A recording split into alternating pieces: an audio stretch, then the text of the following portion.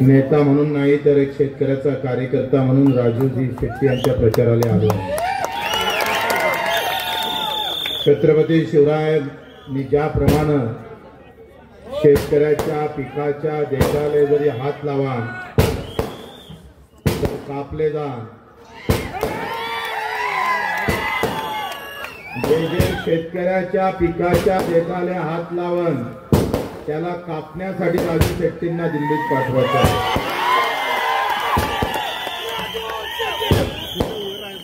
मित्र, महात्मा ज्योतिबा फुलेंनी शेतकऱ्याचा आसूड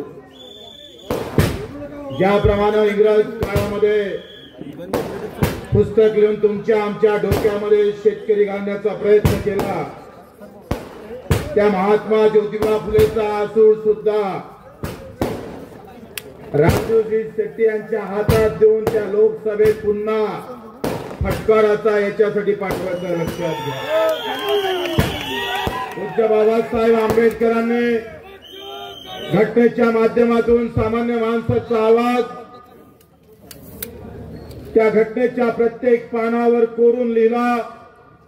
तो आवाज अधिक बुलंद करण्यासाठी आम्हाला राजू शेट्टींना पाठवायचा आहे. छत्रपती शिवरायानंतर जर जनकल्याणी राज्य कोणा चालवलं असेल तर त्या आमच्या राजमाता राष्ट्रमाता अहिल्यादेवी होळकरांना सुद्धा आम्ही नमन करतो. आताच बंटीनं भाषण दिलं, धैर्यशील पाटील असेल त्या कार्यकर्त्यांनी आग्रह केला, बच्चे हो आपण आलो पाहिजे, आणि आम्हाला राजू शेट्टी साहेबांना फोन केला नाही. आम्ही त्यांना फोन केला का आम्ही तुमच्या प्रचाराला येणार आहोत. अरे म्हटलं सगळेजण जात आणि धर्म सांगायला लागले. कोणी म्हणतंय मुस्लिम खतरे में है, कोणी म्हणतंय हिंदू खतरे में है. भैया हिंदू मुस्लिम खतरे में नहीं, किसान और मजदूर खतरे में है. तुम्ही जाती धर्माच्या नावानं भांडण उभे करा. तुमच्या औकात नाही, तुमच्या मनगडात दम नाही आहे. तुम्हाला जात आणि धर्म समोर आणल्याशिवाय तुम्हाला निवडणूक जिंकता येत नाही, एवढे तुम्ही पांडू आहे. पण आम्ही दाव्यानं सांगतोय आम्ही जात म्हणून तुम्हाला मत मागायला आलो नाही, एक शेतकरी म्हणून मत मागायला आलोय, शेतकऱ्याचा मुलगा म्हणून मत मागायला आलोय. आम्ही गावागावातून आवाज उभा केला पाहिजे, होय मी शेतकरी आहे आणि मी राजूजी शेट्टीलाच मत मारणार आहोत, असा कानाकोपऱ्यातून आवाज निर्माण झाला पाहिजे.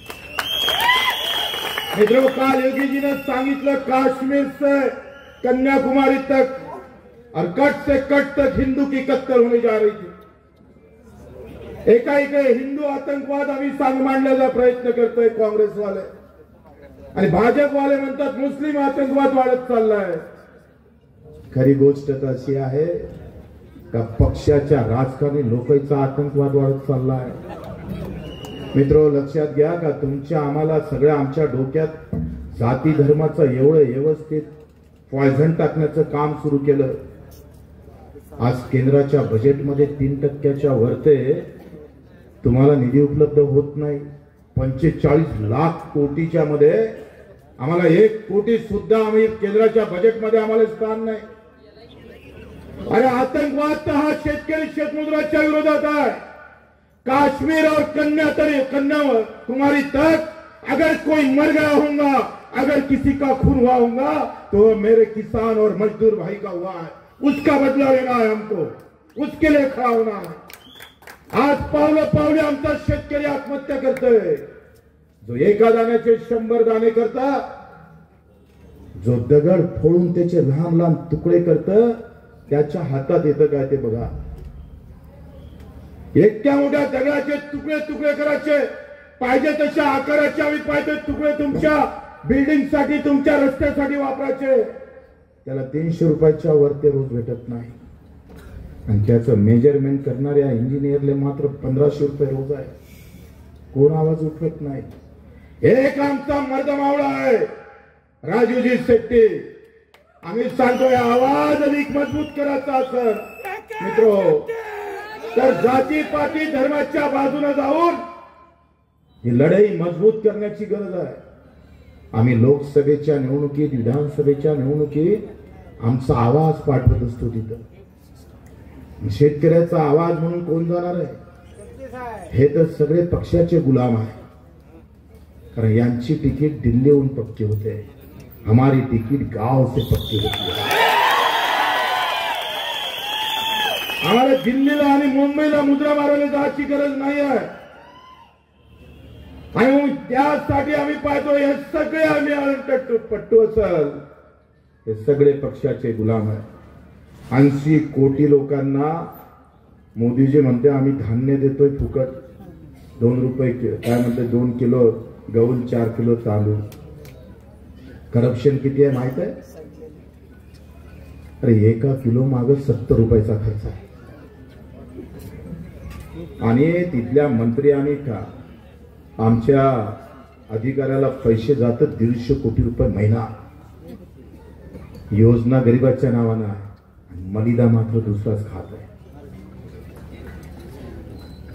तुम्हाला आम्हाला या सगळ्या भिकार चोर योजनेमध्ये गुंतून ठेवण्याचा प्रयत्न केला जातोय. अरे आम्ही पाहतोय कित्येक वर्षापासून शरद जोशी साहेबांना एक म्हण लिहिली होती त्या भिंतीवर, मला अजूनही आठवतं, भीक नको हवे घामाचे दाम. 75 वर्ष उलटून गेलं. या देशात प्रभू रामचंद्राचं राम मंदिर झालं, आनंदाची गोष्ट आहे. पण ज्यानं खांद्यावर शेतकऱ्याचा हा झेंडा घेतला, त्याचा बाप पाय घसरून घसरून आत्महत्याच्या दारावर उभा आहे. हा प्रभू रामचंद्राचा आदर्शवाद नहीं है. मंदिर तो बना दिया मोदी जी, लेकिन भक्त मर रहा है आपका, राम भक्त मर रहा है. मित्रों, हे व्यवस्थेच्या विरोधात लढणं शिकता आलं पाहिजे. तुम्ही आम्ही लढताना राजू शेट्टीजींना काय तकलीफ होतं, काय अडचणी होतं, कशा पद्धती. देश विदेशातील प्रत्येक घडामोडींचे लाईव्ह अपडेट मिळवण्यासाठी आता साम टीव्हीच्या सर्व सोशल मीडिया प्लॅटफॉर्मला लाईक, फॉलो आणि सबस्क्राईब करा. तसंच सर्व नोटिफिकेशनसाठी बेल आयकॉन प्रेस करायला विसरू नका. महाराष्ट्रातील सर्व बातम्यांचे विश्वासार्ह व्यासपीठ. सकाळच्या सर्व सोशल मीडिया प्लॅटफॉर्मला लाईक, फॉलो आणि सबस्क्राईब करा. तसंच सर्व नोटिफिकेशनसाठी बेल आयकॉन प्रेस करायला विसरू नका.